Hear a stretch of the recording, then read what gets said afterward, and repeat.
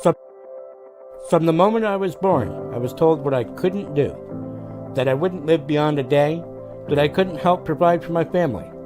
But I fought, and I overcame. I'm running for state senate to fight for our communities, to fight for our economy, and to fight for our most vulnerable. If you want someone who will fight for you, vote Tom Queter for state senate. I'm Thomas Daniel Queter. I approve this message. Paid for by Tom for 52. Hey guys, I thought that was a bit longer. How you doing? This is Robert Murray with Inspire Nation, another weekly rundown with Thomas Daniel Queter, one of my favorite people up there in the corner, and Ken's here, our cheerleader, and so another weekly rundown. Hi Thomas, how you doing? Not too bad. Nice haircut, Ken. You look like one of the Beatles. Thank you. Yeah. Thank you very much. Peace and love. Peace and love. In fact, you have an original to sing for us today, don't you, Ken? I'm taking requests. In fact, the Libertarian National Convention is in May, and I got an email that there's going to be a choir for the first time. The convention is going to feature a choir, so I sent out an email. Cool. Hopefully, I'll be a part of that choir. You'll get to see me singing in person. Well, we have a couple things on the news today. First, I wanted to ask Thomas, how is it going with your wheelchair? How's it going with your wheelchair funding? And So, if you remember from the last time, we were not able to repair the controller on the spot with the crowdfunded chair, but we were able to get the old chair going again. And we thought it'd take a couple of months to get that joystick controller repaired. But our good friend Matt Lacey, who was on the show with us the other week, he got it repaired. It's already done. I'm in it right now. hey, I want to show you. I want to show you the advantage that this gives me now.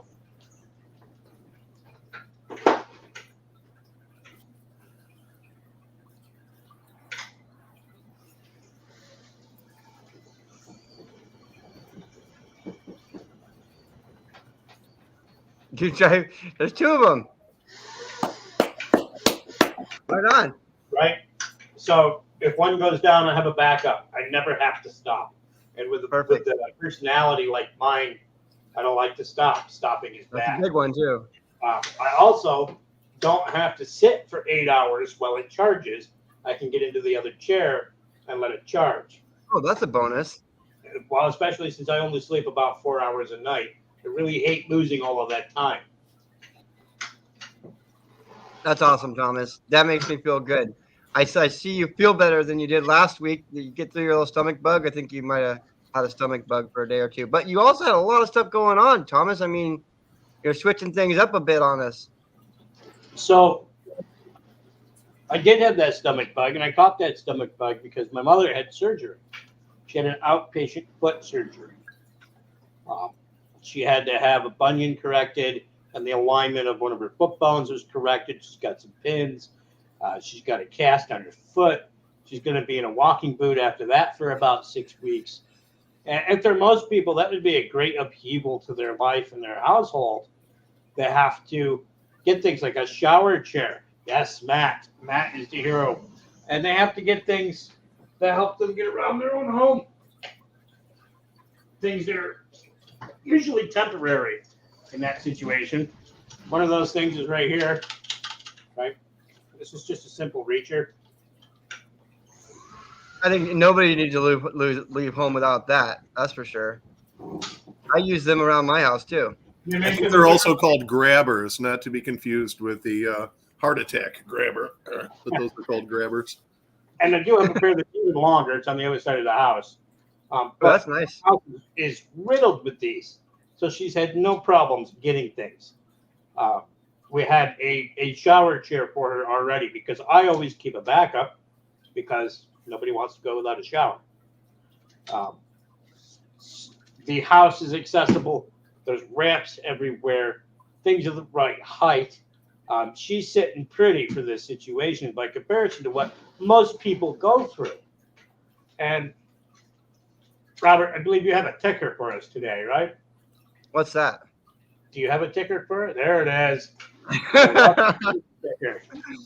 Yes, I want to move on to that next. Whenever I just remembered right when you sent me that telepathy. So like I said, my mother's dealing with a short-term ambulatory problem, right?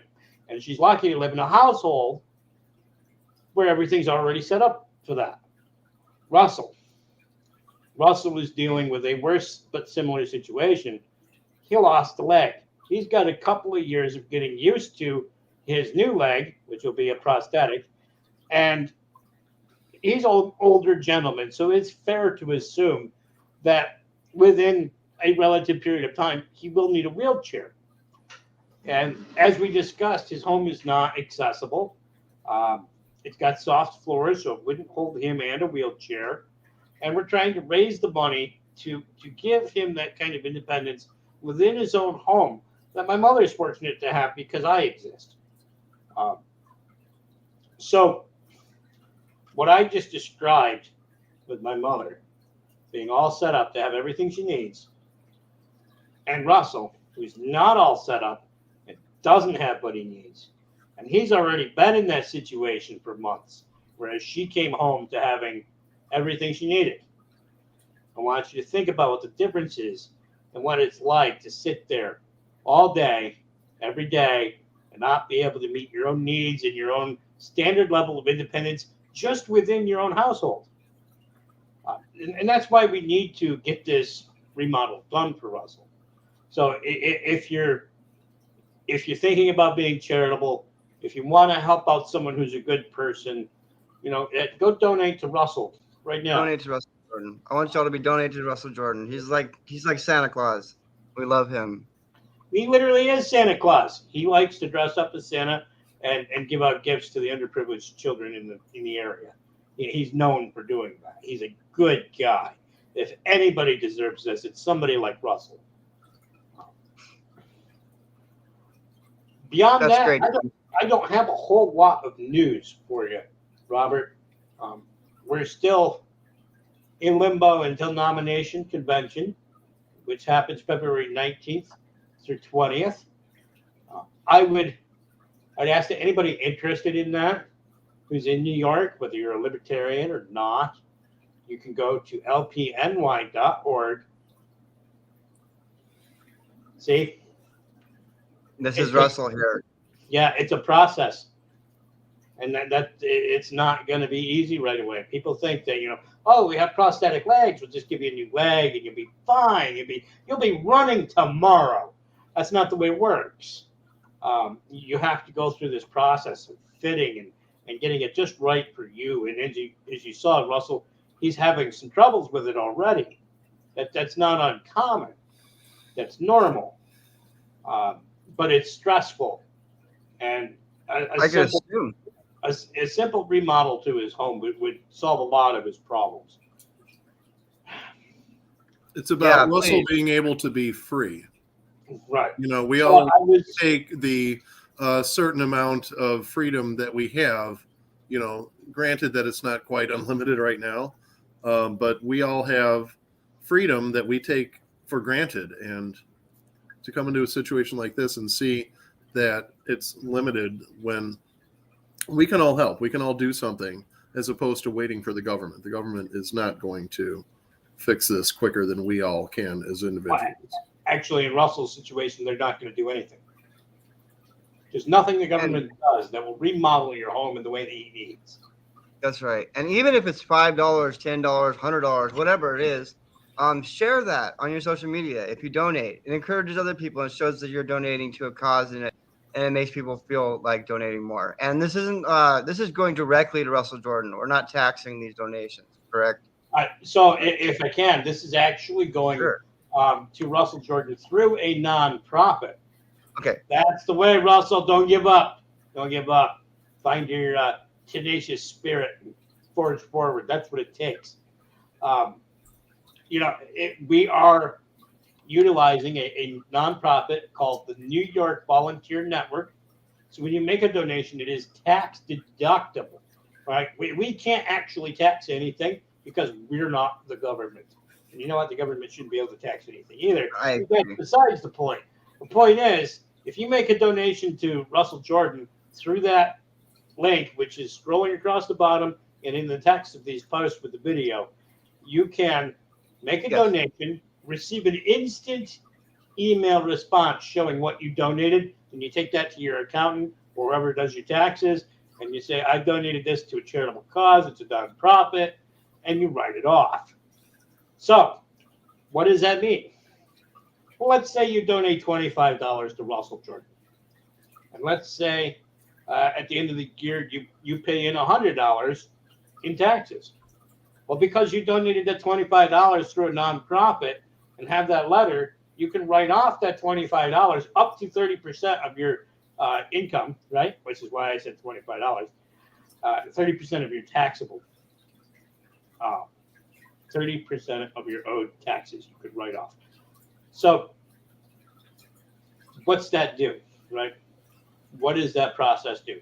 That process allows you to decide where your tax dollars go. It shouldn't be necessary, but it is right now. And by donating to local causes through nonprofits, you get those write-offs. If you make enough money to pay in, you can write it off. The chances are, if you're making enough money to pay into the system, you can donate more than $25.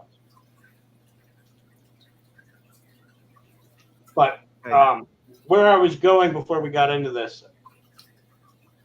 the nomination convention in New York for the LPNY, that's the Libertarian Party of New York, happens on the 19th and 20th of this month, February 2022. And you can find information on that at lpny.org. If you go to lpny.org, you can register, you can view, particularly if you're a libertarian, and you can get involved, and you can see what it's about, what it's like, and what we're doing, and why. I highly recommend checking out the YouTube channel for past meetings to understand what it is we do and why. lpny.org is correct. Now, I don't normally do this in front of people. You guys are going to get a treat. Oh, what's going on here? Oh, he's switching out. Oh, what's he gonna do? A backflip? Yeah, swimming pool there I don't know about. Wait for it, Robert. This is exciting.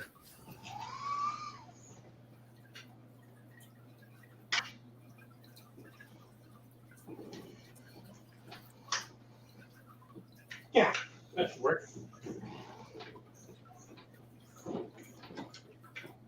Look at his arms buff. Thomas is buff.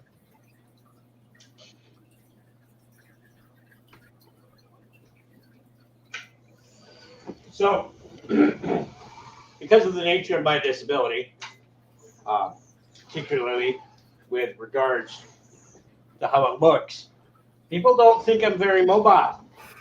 People don't think I can do things. And I get it. It makes sense. I'm different. The way my body looks, it can't possibly work the way yours does. And that's true. However,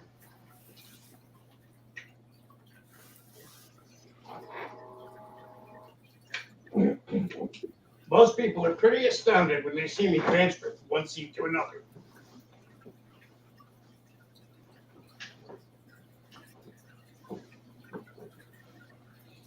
Well, be damned, Thomas.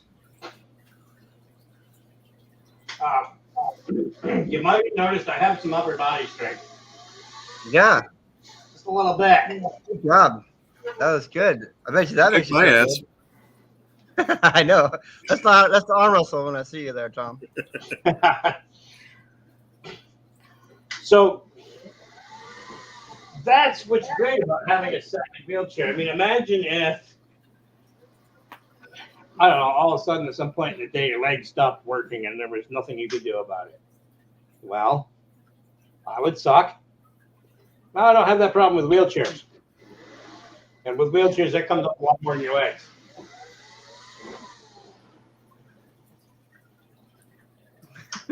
Sorry. Play it around. That's great, Thomas. So they're like pretty much identical, pretty damn close, those things, huh? They're the same sled? I wouldn't call them identical. I'll talk about that in a minute. Okay. I see the other one that you were in has a few more bumper stickers on it. Well, that's the crowdfunding chair became the Libertarian chair, and I started putting Libertarian stickers, which I have some from Ken that I have to use. They're both going to end up covered with Libertarian stickers. That's how it's going to go. So they're not the same. I don't Thank like you. this one, which was not crowdfunded, as well as I like the crowdfunded chair. It's lower in the back of the seat than it is in the front of the seat. And so to feel like I'm sitting up, I have to actually be at an acute angle instead of 90 degrees, right? I'm actually sitting like this right now as far as my hips are concerned. And after a while, that kind of hurts. I can do it for a day, though. So with 2 chairs, I don't have to worry about that. The crowdfunded chair has the air suspension, which makes things more adjustable. And it's an older specimen, right? This chair that I'm in right now is roughly 10 years old. That chair is about 22 years old. Ken, you're kind of a car guy, aren't you? You understand makes and models and years of vehicles, right? I'm a driver more than I'm a car guy, but I've certainly had enough exposure, and something that's 22 years old is going to be less safe, less efficient than something that's 10 years old. But you, like you were talking about before, you have an emotional attachment to the one that's been like basically you for forever. You would think it would be less safe, and it's actually opposite with wheelchairs. Well, that's interesting. Is that because of the government and their regulations? Regulations and imposed regulatory overhead cost, right? Wow. If they add $1,000 in unnecessary costs for bureaucracy, paperwork, and BS, then they're going to take that $1,000 out of the quality of the chair, and that's what happened. See, the one that was crowdfunded was made by the original company. The original company was started by a family whose son was a quadriplegic, and they were aeronautics engineers. And they cared about quality, and they cared about independence, and they cared about the correct answer to this question. What is a power wheelchair supposed to do? It's supposed to give you independence. Now, how do we define independence? Is it so that I can pull up to the table and pick up my TV remote? Is that independence? Or is it so I can go outside of my home and down the sidewalk? Is it so that I can go to the Libertarian Convention in Reno this year? Is it so that I can go outside in the field, in my garden, up the hill? That's independence. Independence is not sitting on your ass and watching TV. That's not independence. And I find it funny because all of my ambulatory friends spend so much time sitting down and doing nothing. And I'm sitting here like, how can you waste your time?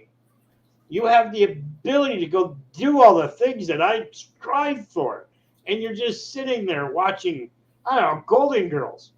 And I'm not against entertainment or TV, but wow. You can do a lot worse than Golden Girls. Tom, if I had your wheelchair, I would put a plow on that son of a bitch, you know. You know, they did it at one time, make plows for this wheelchair. This wheelchair is the reason that companies now exist to produce gun mounts for wheelchairs. There you go, fucking turret. Company to produce a gun mount for a wheelchair was doing so because of this wheelchair. This line of wheelchair was once most heavily purchased by the VA for veterans who need active lifestyles. Who doesn't need an active lifestyle? Ask your doctor. Ask your doctor if you're one of those people who just doesn't need an active lifestyle, right? And what's your doctor tell you? Exercise is overrated. Sitting is the new smoking. Being sedentary is as dangerous as any addictive chemical. Especially as you age or when you deal with a disability or or an injury. It doesn't matter. In any of those situations, the less you do, the less well you're going to be. We need to move. We need to do things. We need to make sure our muscles don't atrophy. We need to make sure that our skin stays clean and dry, something that our healthcare institutions are now failing to do, by the way. We can't keep people clean and dry in our healthcare institutions, and now we're just piling on the regulation. That's insane. So, we talk about what is a wheelchair supposed to do. Now, there's a dichotomy of perspective and perception in a situation. If you're an individual who is ambulatory and you've been looking around and you say, well, they make power wheelchairs, everybody with a disability is fine. Just look at them. They have a wheelchair. Their lives must be great. And that's not really the way it works. And they don't find out that it doesn't work like that until it's them. Until they're the one in this situation. Aging comes on, maybe they have an accident and sustain a severe injury, whatever it is, all of a sudden, they're in a crappy government-funded wheelchair that doesn't work. And they're sitting there and they're suffering, and yet they don't understand their suffering. Why don't they understand their suffering? Perspective. They think that anything is everything, and it's not. And this is anything, and this is not everything. You need much, much more in life than the ability to watch your TV or get to your microwave. You need a purpose in life. Everybody needs a purpose in life. How are you going to find a purpose in life watching TV? Good point. Good point, Thomas. Hey, really quickly, I hope y'all are donating to Russell Jordan. See the ticker? Donate, donate, donate. He's like Santa Claus. And we love him. Santa Claus. I've seen the pictures. But, I mean, Ken, you talk about your parents on occasion with me. They've got some issues. How do you feel about what I just said? My mom was a victim of a brain aneurysm when I was 2 or 3 years old. So she suffers from paralysis, and it's rough because she has, I've known her like that my entire life. I've never known her as the fully functional person that she used to be. She is the strongest person that I know. She's the strongest woman that I know in my life. Absolutely. It's because, like when you were transferring chairs, if you lack strength in one area, you tend to, as a person, develop it in other areas. So because of that, she is one of the strongest individuals that I know. We get the special parking privileges and everything because of her condition, but it's not like that solves the problem. And it's not like necessarily we're even asking for that level of help. That's one of the main things that you learn living with somebody with a disability is ask them if they need help. Don't just assume that you know what they need and I'm going to provide it to you and it's going to be a one size fits all solution. Everybody has different needs and disabilities affect everybody differently. One of the worst things that we can do is approach it top down like the government tries to do. Not that the Americans with Disabilities Act was a bad thing, but it was approached the wrong way. It shouldn't have even been necessary from a federal angle. So the intention was not bad, but the result certainly was. Absolutely. The same thing that happens, everything that happens from a top-down federal system. So Craig, you just said something that piqued my interest. Ask them if they need help. It's a very important thing. Don't just do it for them. And, I have these for a reason, right? I have these so that I can do things, right? Oh, look. Oh, wait, the government's going to tell me I don't need a wheelchair anymore. You know why? Oh, can you reach the ground? Oh, shit. You'll see in a second. Do you have books predated 1970? Be careful, they'll get you for that. I got a TV remote and I didn't have to use my wheelchair. Oh, shit. Yeah, all wheelchairs, according to the government, pretty soon will be replaced with these. You don't need a wheelchair to get a TV remote and sit there and die. You can do that with a pair of grabbers. But to be truthful, even if that's what government thought, that's not what they would do. They would want to force the taxpayers to pay $19,000 for a $5,000 wheelchair that doesn't actually do what it's supposed to do. Remember, I asked, what is the purpose of a power wheelchair? Same with manual chairs, too, by the way. I don't have as much experience with manual chairs, though I have some. And I can tell you, well, the problems aren't as great because they're not as complicated as far as their technology. A lot of the same problems and a lot of the same badly fit designs for individuals, that's all there in manual chairs, too. It's a little easier to navigate, but yeah, it's there. You see the same kind of problems with shower chairs. Yes, Matt. The right tools are different for every job. And when you're talking about disability, every disability is different, and you may need different tools. So it doesn't mean you don't have overlap, but let's face it, the uniqueness of our situations is very, very important. Ken, I want to pick your brain again. Let's go back to this. Why is it that we need to ask people if they need help before we just give them help? There's a bunch of reasons for that in my mind, and I'm going to spit a few out. One, I remember being a kid, and I remember being in school. If I dropped a pencil, whoever the teacher was, they just scrambled to pick it up. They just ran right to me, right? Picked that up. And I had this one teacher. She's one of my favorite teachers, actually. She was my art teacher. She had a bad back.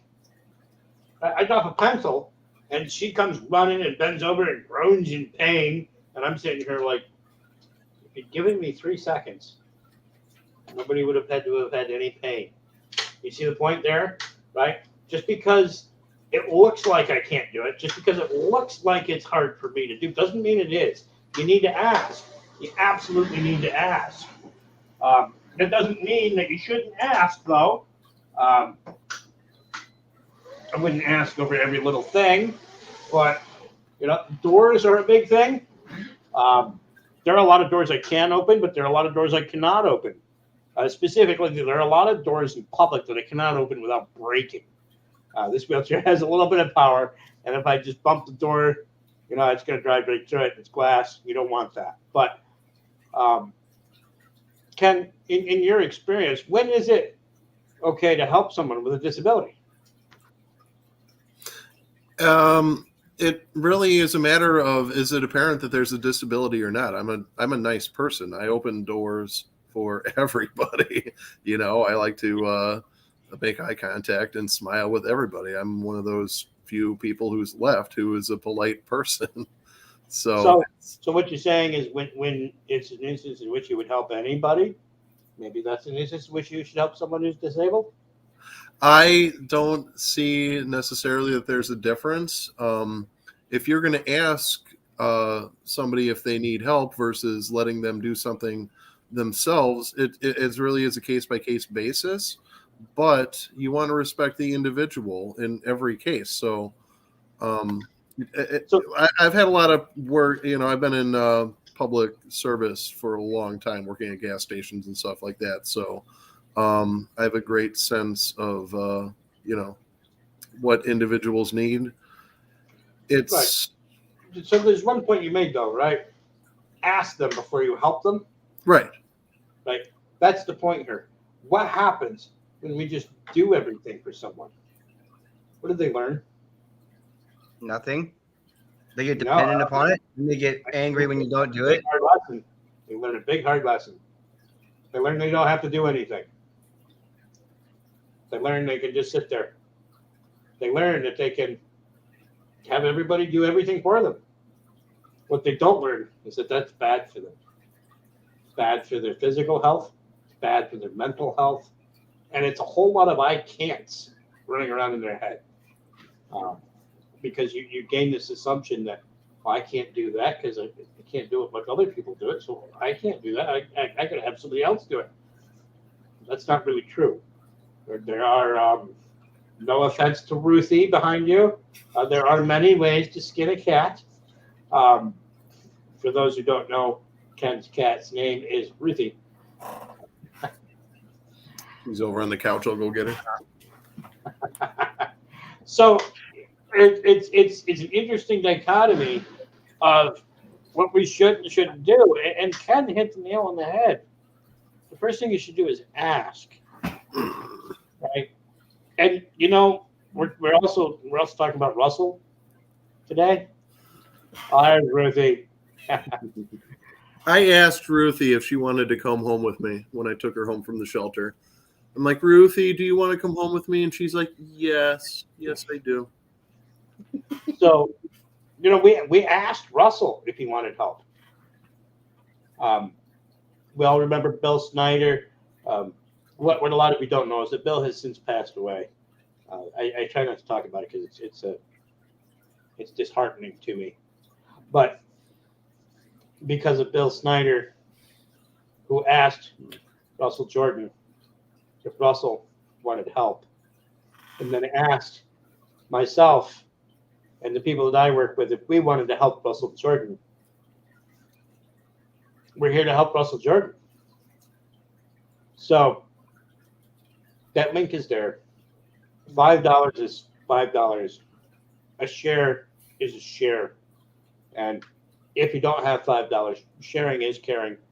And, this is a long run fundraiser. We need $25,000, and we are trying to build that as fast as we can. Our hope is to have that goal met by the spring construction season. When you donate, go ahead and share that too. It's a great inspiration for other people. You can show, hey, I did this. You can do this too. Yeah, those personal references really go a long way too. You can say, I saw Inspire Nation with Tom Queter, and I heard about Russell Jordan's story, what he needs, why he needs it, and I decided I had $5 extra.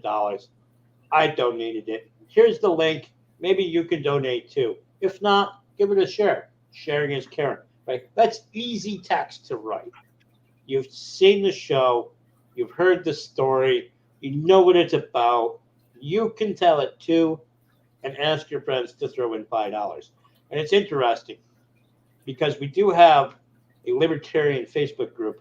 I always get the name wrong. I get the words jumbled. $5 Liberty Memes. Is that it? Ken, can you correct me? Yeah, wheelchair memes for Liberty. Let's see if I can. Well, that's Liberty memes for. No, it's going to take me too long to find it. I'll be sharing those groups here on the social media soon. It started with a general crowdfunding group. People who believe in crowdfunding over taxing and government programs that are wasteful. They believe in voluntary action, choosing where your money goes. In less than a year, they raised over $500,000 for causes. Then I needed a accessible van. They raised that money in 23 hours. That's amazing. Since mine, which happened to have been the third accessible van that they raised money for, because the original group had already done a couple, they've done something like 7 or 8 or 9 more, 10 more, something like that. And they just keep going, like right. the Energizer Bunny. So we talk about voluntary action. We know, because I've said it before, that chair that I just got out of had an original price of approximately $65,000 in the system. The one that I'm sitting in now had an original price of about $50,000 to the system. Remember I said that one's got more bells and whistles. There it is, Matt. Thank you, Matt. Thank you. I love my friends. They've got all the details. Think about that. We crowdfunded this for $6,500. That included trading and shipping. Most of that $5 at a time. Yes. But in the van, actually, the average cost for the van, or the average donation for the van, was $25. But I want to point out, $65,000 chair for $6,500, which included shipping, included the crate. The crate, by the way, I turned into a ramp, a workbench for these wheelchairs, and an exercise bench, which is way over there on the other side of the room, for myself, right? So even the crate, that's libertarian. That's cool. This chair, right, was as good as gone. If I were relying on the systems, they would have said, we're not repairing that. We're not going to spend the money and the time. You know, why would we want to spend $100 on something when we force taxpayers to pay $50,000? So you could consider this an all new chair, pretty much. $65,000 and $50,000 is how much? A lot. $115,000 worth of wheelchair for $6,500. Some voluntary action for modification done by a friend of mine who's a machinist. Think about that. Voluntarily, the price of that chair to crowdfund it, and the price of Matt Lacey, whatever he paid to drive here, stay a couple of nights, and drive home. That's the new group. That's what is it? That one there, wheelchairs, vans from the the new group that was based on the accessible wheelchair van. And that was spawned entirely by my need, by the way, which is amazing. I'm glad to see it grow and bring so much independence to so many different people with so many different disabilities. We can do this. We don't need anybody else. You, me, everybody watching, your families, your friends, your neighbors, your cousins, the people you went to school with, everybody's got $5 they can throw away. Throw it away to a good cause. And in the case think about the butterfly effect, how much you helping one person is going to enable them to help other people, and so on and so forth down the line. This is the most efficient way for you to spend that $5. You guys better be donating to Russell Jordan. You know, there was a movie many years ago. Some people might remember that. I believe it was called Pay It Forward. You remember that? Mm-hmm. Yeah, I love that. Good for someone, and then they do something good for someone, and then they do something good for someone. Well, congratulations. You can't get rid of me now. You bought me. You gave me my life back. And I am here. Sold. One Tom Queter for 2 wheelchairs and a van. And that's something I've been talking to my friends, you know, locally in my own circles here in Mount Upton about. In less than 3 years, libertarians, through voluntary action and donation, have done more for my life than the government did for the previous 36. Better believe it. The best is yet to come. Yeah, and you can all do this too. The easy way is what we've been discussing. Find a cause that's already out there, a cause that's already being promoted. Find Russell Jordan's donor box link, make a donation, throw some money at it. That is the easiest and simplest thing you can do, and it is extremely helpful. The other things you can do, you can keep a lookout in your neighborhood. You can keep an eye on your neighbors. You can take a look and see who's suffering this year, who needs help. Who's going to lose their house to Medicaid because they don't have a wheelchair ramp? What can I do about it? Can I build a wheelchair ramp? Can I crowdfund one? Maybe they're going to need a wheelchair Can we take care of that faster than the government does? Because, today you can actually be disallowed from going home if the hospital deems that you need to leave the building in a wheelchair. Then they also deem that you must need one to get into your house. Really, that's a liability issue on their insurance. You may actually be able to get up the step to your front door, but if you have to leave the hospital in a wheelchair, they require you that you have a ramp and a wheelchair. Right? Think about that. People are losing their homes to unnecessary debt over lengthy stays in hospitals, rehabilitation facilities, and nursing homes that they don't need to have. What they need is a ramp and a wheelchair.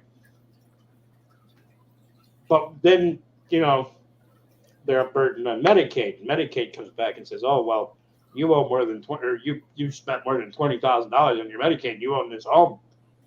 We're going to take your $250,000 home. We're going to auction it off for $125,000, and we're going to keep that extra $105,000, and you get to stay in a shitty nursing home. Congratulations, we're helping you." Happy New Year. Yeah, it's insane. Efficiency is the way. Caring, humanitarianism. This is the way. And all of these things are part of libertarianism. All of these things are part of the Libertarian Party, and they're all a part of libertarians like myself, Ken, and Robert. I want to go back to what you said about keep an eye on the people that are in your circle and, determine what kind of help that they need and ask them if they need help. You're going to be better at doing it than the government, any sort of government systems that we have in place. But at the same time, I am a precinct committeeman. I am a chapter secretary in the party, blah, blah, blah, all this and that. I'm a member of the platform committee. But I believe in the individual representation that, these systems provide. So go ahead and look into being a precinct committeeman. Even if you don't want to actually sign up and all that, just go through the steps of talking to your neighbors about liberty, seeing what they need, seeing if you have any other neighbors or you yourself can offer help, and ask them if they need it and, offer it. Do it instead of waiting for the government to do it. Just to throw up this comment here. Yes. Russell, that's exactly what I'm talking about. It wouldn't let you go home until you had a ramp into the house and to get to the bathroom. And I'm sure that the government had a contract with the ramp manufacturer, and the ramp manufacturer had a lobbyist who made that regulation go in place. Not everybody needs a ramp. Yeah, there's not really, kind of. The real issue is that the government wants to take your property. That's right. Take a look at every other way the government takes property. And it's just very obvious that our government, particularly in states like New York, is very, very property hungry. You know what never loses value? Land. I can vouch for that. I don't think there's a price tag on my property. I don't think there ever will be. That's kind of a joke, but no, historically, land property is the only thing that has never lost value. Even with inflation, with hard times, it only goes up in value. And now we see that our government is taking advantage of the elderly, the sick, and the poor to take their land, their home. And they're doing it under the guise of helping. Oh, free shitty healthcare so you die faster so we can take your property. We love you. Really? I wanted to ask you, Tom, before we go, I don't know if you want to talk about this right now or today or not, but about the convoy. Did you have anything you wanted to say about that? Or? No, I'm not too up on that one. I'm assuming it's a protest against mandates. Yep, I've been doing a show here last couple of days with James Toller. He's pretty updated on it and stuff, and we can go into that some other time. I just wanted to do a shout out to our truckers, our convoy here in Canada. Yeah, real quick. I deal with this a little bit here in New York because we're in New York. We have all kinds of mandates. You're in Illinois, Ken. You know what I'm talking about.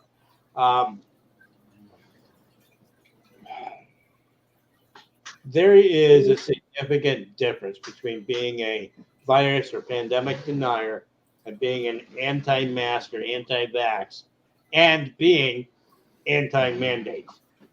We have seen the definitions change in dictionaries, stating that if you're not in favor of the government forcing you to undergo medical procedures or wear a mask, whatever it is, if you're not in favor of being physically forced at threat of fine, potential jail time, having your children removed, removing your jobs from you, everything, all of these things have been threatened us by the government over these mandates. If you're not in favor of threatening every last man, woman, and child with those things, then obviously you're an anti-vaxxer and you just want everybody to die. And that's not true. That's not the way it is. I'm not an anti-vaxxer. I'm a pro-vaccine person. But when you put in these mandates, I'm not going to get it. I'm not. Why should I trust the government? What has the government done for me that actually elicits trust? Because it's broken my femurs a few times. It's regulated some awfully terrible equipment that has almost killed me a few times. It regulates a certain amount of poison in liquor. It allows you to have tobacco but not cannabis. Really? It says Pop-Tarts are healthier for you than avocados. And we're supposed to trust these government mandates. No wonder people are rebelling, right? What we have is a systemic history of breaking trust. That's what the government has done. That's why people are rebelling. They're not rebelling because of what they believe. Maybe that's part of it. But they're rebelling because we have no good reason to actually trust our government except the fear that is handed to us by our government. And I don't know about you guys, but I'm sick and tired of living in fear. I did it enough in life. I'm done. So I am against mandates, but I am pro-caution. I am pro-health. I am pro-safety. But it needs to be a choice, or else this is no longer the United States of America, and all hail whoever wants to be the next dictator, because that's what it's going to come to. I'm pro-freedom, I'm pro-reason, and I'm pro-logic.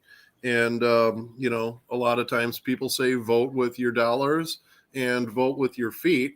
Thomas, maybe it doesn't apply to you, but you got 2 wheelchairs. You can travel to a free state, freer state. It's not completely free, like Florida. I'm planning my escape from Illinois. I'm going to stay here and fight as long as I have the ability to, because freedom is important, but it's probably a losing battle, and I'll probably end up having to retire in Florida. I'm looking forward to it. But, Sadly, I have you know, Illinois is my home, and I wish that I didn't have to flee. I like the snow, as weird as that sounds. I think Robert can identify with that. And I'm going to it means it's not quite so cold. But Illinois is my home. Illinois has always been my home, and it saddens me that I'm losing it. But, you know, it's moving away from me. I'm not moving away from it. Correct. I'd offer you a spot in New York, but we're Yeah. No, that's funny. Montana has snow. So, I mean, what is the point here? It's independence, it's freedom of choice, it's freedom against force, it's freedom to make our own decisions about our own bodies, right? I mean, isn't it interesting how one side, you know, they want all their rights to their body on one subject, but on the other, no, nobody should have those rights. Really, bodily autonomy, folks. It's yours. It's the first piece of property you own. The second you're born, it is the first piece of property you own is your body. Your parents are allowed to care for it for 18 years, and then it is completely yours.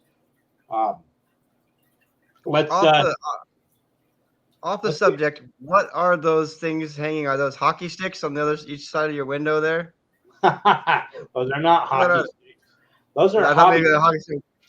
Do you know what a hobby horse is? Also called a stick pony? No. What did you say it was? Stick pony?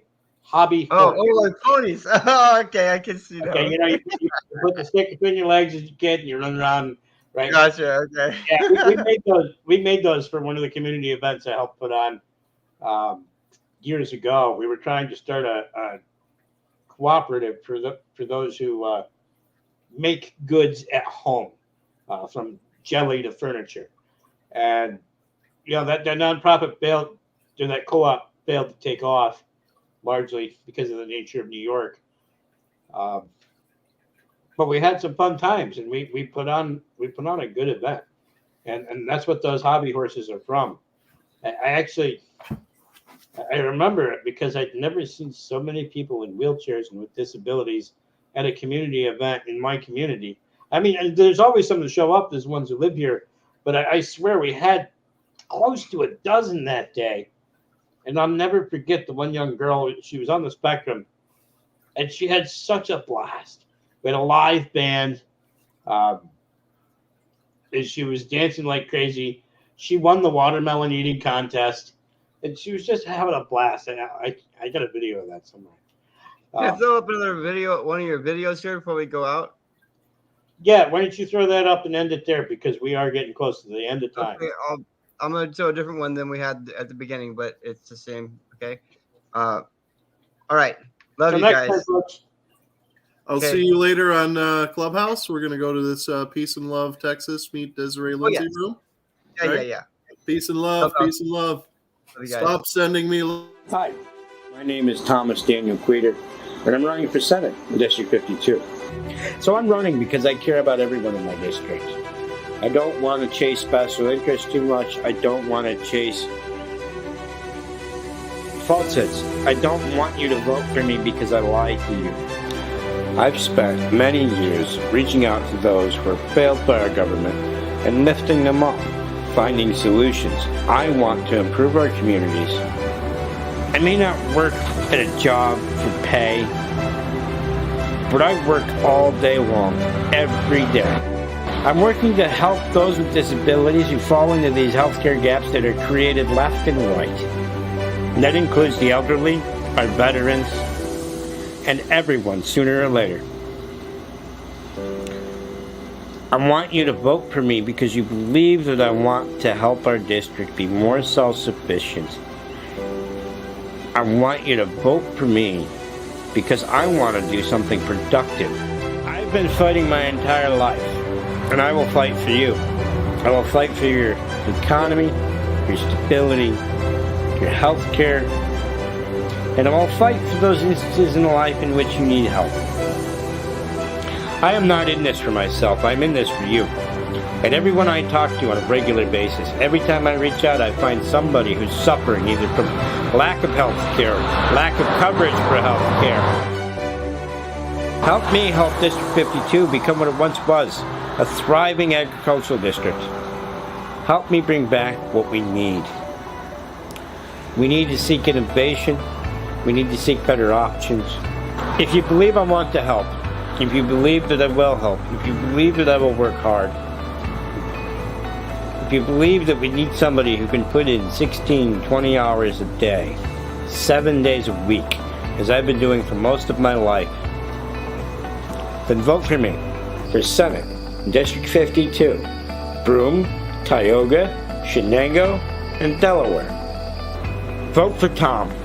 Vote for freedom. Vote for our economy. Vote for health care that works. And vote for systems for those with disabilities that actually help them instead of just hurting the taxpayer. Go to tomfor52.com. Consider making a donation. Reach out for a yard sign. Reach out for some media. Volunteer. Give us a hand. I appreciate any support you're willing to give because I care about my community. I care about our communities.